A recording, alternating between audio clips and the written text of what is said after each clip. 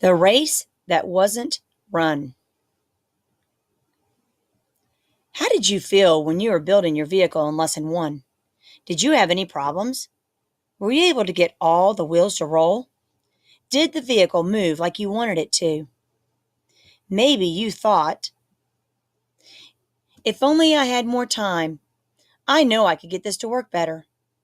Often that may be true, but sometimes we just don't have more time. Sometimes we have to stop working on a project even when we would like to keep improving it. World famous race car driver Bobby Rahal had an experience like that when he designed and built his own Indy car. Indy cars are sleek, powerful race cars that compete in the Indianapolis 500, among other races. The Indy 500, as this 500-mile or 805-kilometer race is called, takes place on Memorial Day in Indianapolis, Indiana. Each year, about 500,000 people go to see it. The best drivers in the world compete there. The illustration shows what an Indy car looks like. As you can see, the front end resembles the nose of an airplane. This shape helps increase speed. The car also has wings at the front and the back to help air flow around it. Most Indy cars are made by a company in England. Few racers have tried to build their own. So why did Bobby Rahal and his partner Carl Hogan want to build an Indy car? The challenge appealed to them and their company, Rahal Hogan Racing. Bobby Rahal had already won the Indian 500 in 1986. But in 1992, Rahal decided he wanted to race a special car, one that he and his design team would design and build themselves. It would be the only car of its kind in the world. In Lesson 1, you are part of a design team that built a vehicle.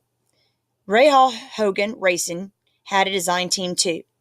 It included engineers, computer specialists, and a race car aerodynamicist, someone who knows how the airflow around a car affects its speed and performance. The team had 7 months to design, build, and test the car before the 1993 Indy 500. To be competitive at the Indy 500, Rahal's car would need to travel about 220 miles, or 354 kilometers per hour. How fast is that? If you stood on the sideline of a football field and watched a car drive from one end of the field to the other at 220 miles per hour, you would see only a blur. At that speed, it would take the car 1 second to make the trip down the field. The Indy 500 is run on an oval-shaped track that has curved corners as well as straightaways. The cars go around this 2.5-mile track 200 times in the 500-mile race. Since they can go around the track in about a minute's time, they are turning one corner after another within seconds of each other. If a car loses speed on the corners, it can lose the race. Bobby's design team knew they faced a big challenge: to design a car that would move at high speeds and also grip the track around the corners. After weeks of building, testing, and modifying the Indy car, an unexpected problem arose during a test run on the track in Phoenix, Arizona. As Bobby entered a turn at about 170 miles per hour, the back end of the car swung and hit the guard wall. The car was not badly damaged, and Bobby was only shaken up. But the problem was serious. The car was unstable in the corners at unpredictable moments. The design team had a new challenge: to find the cause of the problem and fix it. The design team worked day and night looking for a defective part or a poorly designed feature. They redesigned the rear wing of the car and ran tests of it in a wind tunnel. They revised the front wing. They tried every change they could think of and practically built a new car in the process. Sometimes they seemed to be close to a solution, but